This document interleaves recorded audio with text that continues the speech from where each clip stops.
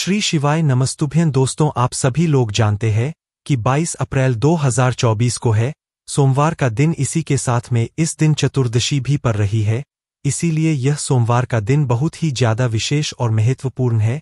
इस सोमवार चतुर्दशी के दिन आप लोगों को 7 लोटा जल वाला उपाय जरूर करना चाहिए, क्योंकि यह 7 लोटा जल वाला उपाय वह उपाय है जिस उपाय को करने से आपकी वह मनोकामना पूरी होती है।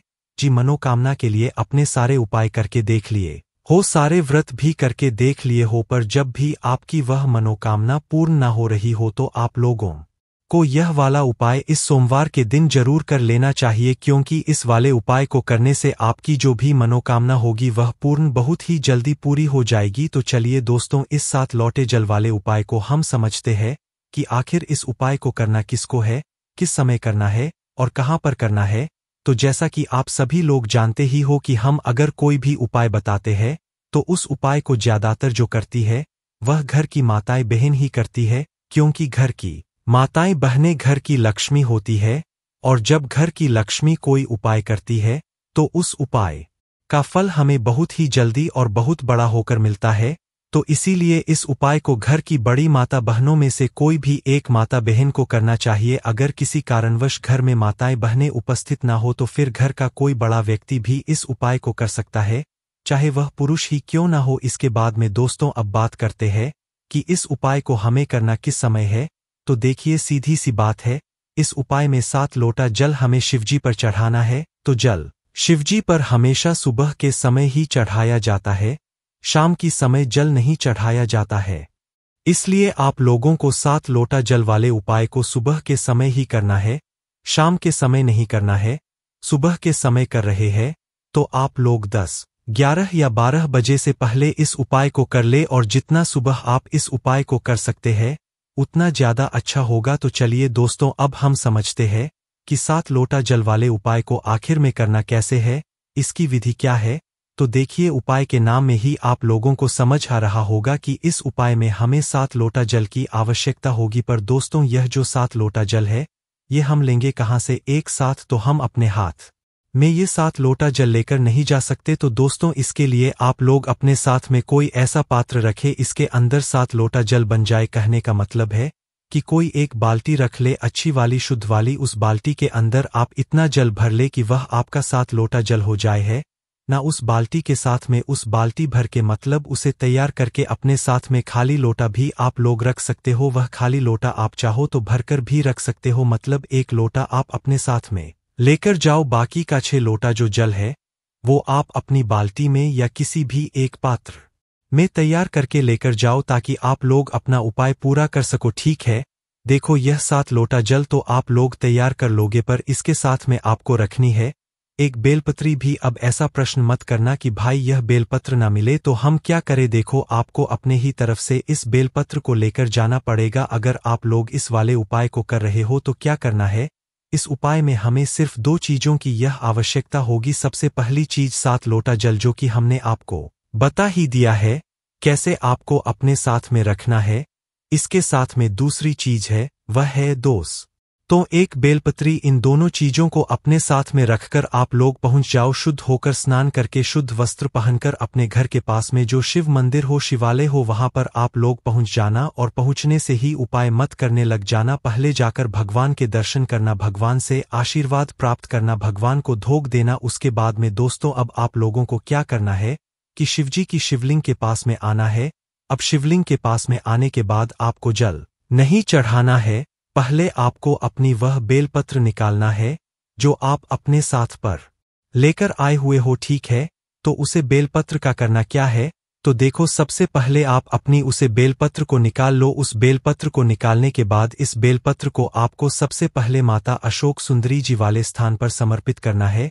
अब यह जो स्थान है ये आप सभी लोगों को पता ही होगा, हम बहुत बार बता चुके हैं कि जो स्थान है यह जलधारी के बिल्कुल बीचों बीच में होता है, जो कि शिवजी की सबसे छोटी बेटी माता अशोक सुंदरी जी का स्थान होता है। ठीक है, तो आपको इसी स्थान पर जो है सबसे पहले अपनी इस बेलपत्र को समर्पित करना है।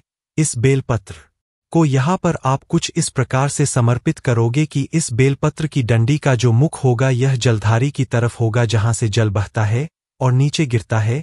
और बीच वाली बड़ी पत्ती का मुख शिवलिंग की तरफ होगा। इस तरीके से आपको इस बेलपत्र को माता अशोक सुंदरी वाले स्थान पर समर्पित कर देना है। और कितनी देर समर्पित रहने देना है, क्योंकि इस बेलपत्र को आपको वापस से उठाना भी है, तो आपको 5 सेकंड तक जो है इस बेलपत्र को माता अशोक सुंदरी जी वाले स्थान पर समर्पित रहने देना है। उसके बाद में दोस्तों आपको इसी बेलपत्र को वापस से उठाना है। ठीक है, वापस से इस बेलपत्र को उठाने के बाद आपको क्या करना है, इस बेलपत्र को सीधा भगवान शिव जी की शिवलिंग के ऊपर आपको समर्पित कर देना है। पर जिस तरीके से अपने माता अशोक सुंदरी वाले स्थान पर इस बेलपत्र को तरीके से समर्पित किया था, उसी तरह से आप लोगों को इस बेलपत्र को आप शिवलिंग के ऊपर भी कुछ अलग तरीके से समर्पित करना है। जब आप इस बेलपत्र को शिवलिंग के ऊपर समर्पित करेंगे तो इस बात का आपको ध्यान रखना है कि इस बेलपत्र की डंडी का मुख आपकी विपरीत दिशा में होना चाहिए। मतलब आप जिस तरफ से बैठकर इस बेलपत्र को शिवलिंग के ऊपर चढ़ा रहे हो, आपके सामने वाली दिशा की तरफ ही इस बेलपत्र की डंडी का मुख होना चाहिए। मतलब इस बेलपत्र की बीच वाली बड़ी पत्ती का मुख आपकी तरफ होना चाहिए। इस प्रकार से आपको इस बेलपत्र को शिवलिंग के ऊपर चढ़ाना है। ठीक है दोस्तों, यह जो बेलपत्र है यह एक ही बिलपत्र है, 2 बिलपत्र नहीं लानी है आपको। इसी बेलपत्र को आपको पहले माता अशोक सुंदरी जी वाले स्थान पर चढ़ाना है, फिर इसी बेलपत्र को वहां से उठाकर आपको शिवजी की शिवलिंग के ऊपर चढ़ाना है। ठीक है, शिवलिंग के ऊपर जैसे ही आप लोग इस बेलपत्र को चढ़ाते हो तो आप लोग अपना वह 7 लोटा जल निकाल लो। मतलब जो भी पात्र में आप लोग अपना 7 लोटा जल लेकर आए हुए हो उसे अपने पास में रख लो। ठीक है, सबसे पहले आप लोग अपना पहला लोटा जल भरो, और अगर पहले से ही भरकर लाए हुए हो तो इसे 1 लोटे जल को आप लोग शिवलिंग के ऊपर समर्पित करो। कहाँ पर करोगे, जो बेलपत्र अपने चढ़ाई हुई है इसे चढ़े रहने दो। इसी बेलपत्र के ऊपर शिवलिंग के ऊपर आपको एक धारा से धीरे धीरे करके जो है 1 लोटा जल पहले समर्पित करना है। ठीक है, अब ऐसा मत करना कि 7 लोटा जल है तो आप जल्दबाजी में जल्दी समर्पित कर दो। 7 लोटा जल भले ही है, पर इस 7 लोटा जल को आपको एक धारा से धीरे धीरे करके ही समर्पित करना है। तो अपना पहला लोटा जल भर ले और उसे शिवलिंग के ऊपर इसी बेलपत्र के ऊपर एक धारा से धीरे धीरे करके समर्पित कर देना। ठीक है, और भगवान शिव जी के नाम का जाप भी करते रहना साथ में। इसके बाद में दोस्तों दूसरा लोटा जल भर, फिर तीसरा लोटा जल भरो, फिर चौथा, फिर 5वां, फिर 6वां और फिर 60वां लोटा जल है ना। इस तरीके से आपको ये 7 लोटा जल अपनी ही बाल्टी में से भर भर के शिवजी की शिवलिंग के ऊपर इसी बिलपत्र के ऊपर एक धारा से धीरे धीरे करके आपको समर्पित करते जाना है। ठीक है, जैसी आपका 7 लोटा जल चढ़ जाए उसके बाद में आपको शिवलिंग के पास में बैठना है। 2 मिनट बैठो, 5 मिनट बैठो, उसके बाद में भगवान के नाम का जाप करना है। आपकी जो भी मनोकामना हो उस मनोकामना के लिए आपको भगवान से प्रार्थना करना है, विनती करना है। अपनी मनोकामना जरूर बोलना अपने 7 लोटा जल को चढ़ाने के बाद है ना। अब दोस्तों जो अगली बात आती है, क्या यह उपाय यहाँ पर पूरा हो गया? नहीं, अभी उपाय पूरा नहीं हुआ है।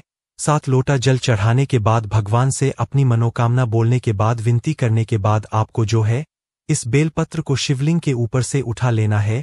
भगवान से मतलब आशीर्वाद को लेते हुए, भगवान से प्रार्थना करते हुए। ठीक है, इस बेलपत्र को आप शिवलिंग के ऊपर से उठाकर इस बेलपत्र को सीधा अपने घर पर लेकर आ जाओ है ना। इस बेलपत्र को जैसे ही आप लोग अपने घर पर लेकर आ जाते हो, अब आपको करना क्या है, इस बेलपत्र को भगवान का आशीर्वाद स्वरूप समझकर इसको अपने घर में रखना है, पर हमेशा के लिए नहीं रखना है।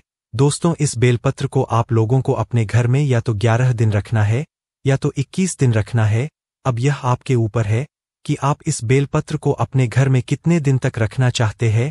आप चाहे तो 11 दिन भी रख सकते हैं, आप चाहे तो 21 दिन भी रख सकते हैं।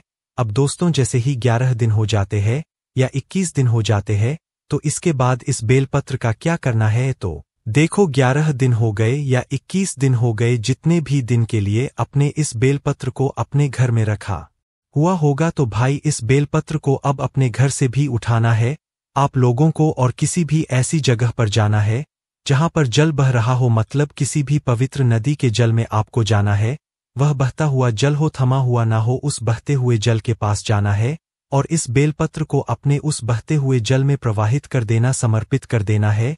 और जैसी आप लोग इस बेलपत्र को इस बहते हुए जल में प्रवाहित कर दे, समर्पित कर दे, भगवान से अपनी एक और बार प्रार्थना बोल देना, अपनी मनोकामना बोल देना। वैसे दोस्तों, आपकी मनोकामना उस दिन से ही शुरू हो जाएगी जिस दिन से अपने इस उपाय को किया होगा, और जिस दिन आप इस बेलपत्र को मतलब बहते हुए जल में प्रवाहित करेंगे उसे दिन तक हो सकता है आपकी मनोकामना भी पूर्ण हो जाए, पर थोड़ा बहुत देर भी हो सकती है।